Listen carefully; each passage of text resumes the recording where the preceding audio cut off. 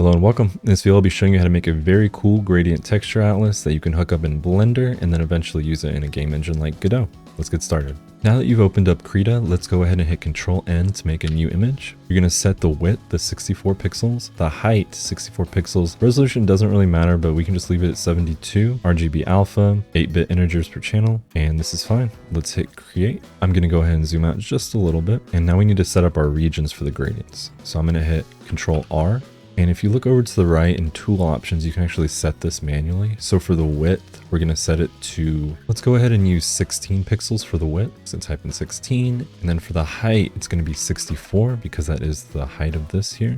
And once you click in, it will automatically make it for you. So when we go ahead and use our gradient tool, it will only fill in this section. We can then activate the gradient tool by hitting G on the keyboard and then go up here and click on that little square, and we're going to change it to foreground to background. With that, now we're in foreground to background. You can click on edit. For our first color, we can go ahead and click on this leftmost little drop of liquid or ink, I'm assuming. Double click on that. And then here, let's type in a nice little brown maybe.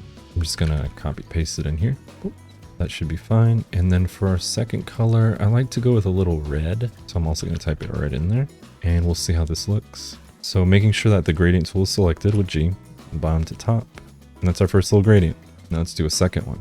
So I'm going to hit Control R to bring up that tool again, the rectangular selection tool. I'm going to click on this. I'm going to drag it over like that. I'm going to hit G again to open up the gradient tool. I'm going to left click on this. There's probably a faster way to do all this. I just haven't learned that shortcut yet. And then let's double click on this leftmost drop of ink and then put in a nice green here. So it is 92AF68, just like that. And for our second color, let's do a darker green. And this should be good at 6A7F68. Again, just like that. So we have our gradient. And hit OK, top to bottom, holding down Shift and letting go. There we go. We have a nice little gradient there too. So why don't we try this out in Blender? Of course, when you do this, you should actually fill it out with other gradients to maximize your use of space, but I'm just going to use 2 for this video. Speaking of which, when you do it, you probably shouldn't set the width to 16. I just kind of did that for this video. This should probably be like 8 pixels wide or 4 pixels wide or even 2 pixels wide. 16 is probably not the best use of space. So let's go ahead and export this. I'm going to go to File, Export, and then on this screen, save as type, we're going to save it as a PNG right there. And I'll call this Video Atlas and then hit Save. And all these other settings are fine and hit OK. That's it. It's saved. So let's head into Blender. Here we are in Blender now, and we're going to be using the default coffin to show off this new gradient texture atlas. So I'm going to go into the shading workspace first, hit Shift A. I'm going to start typing in image. We're going to use the image texture.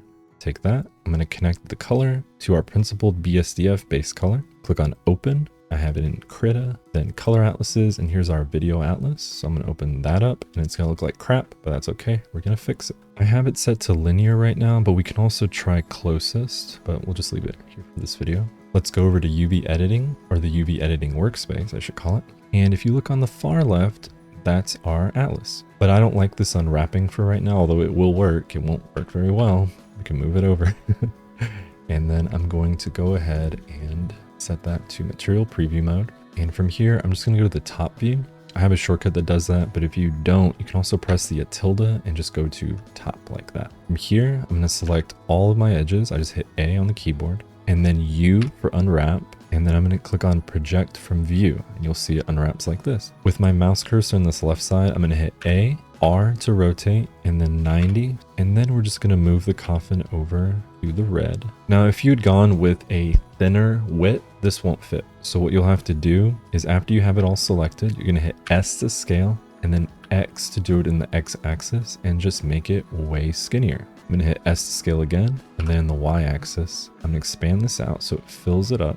And then we can look over here. And as you can see, we have a cool little gradient going. It's darker here and lighter up here. And of course, the point of this is to keep the file size low for your textures and have multiple objects use one texture. So you only have to load one texture into memory, which is very performant. And this file itself is only 1 kilobyte. Now let's see the second gradient. So with this coffin selected, I'm going to hit Shift D to duplicate. I want to move on the Y axis and let's just move it 3 units over. I'm going to go back into edit mode and select all of my edges. And just like we did before, I'm going to hit G and X and move it right over there so you can see this green gradient now. And it's not really looking too bad. I quite like it actually. It would be really good for grass. And that's it. All you have to do now is export this as a GLTF into Godot and it'll be ready to go. You just have to set the image texture to the right one and it will work. As I've demonstrated here, both of these objects are using the same image texture, and all I had to do was change the UVs around. So I hope that was helpful. If you have any questions, please leave me a comment. I'm always happy to help. Bye.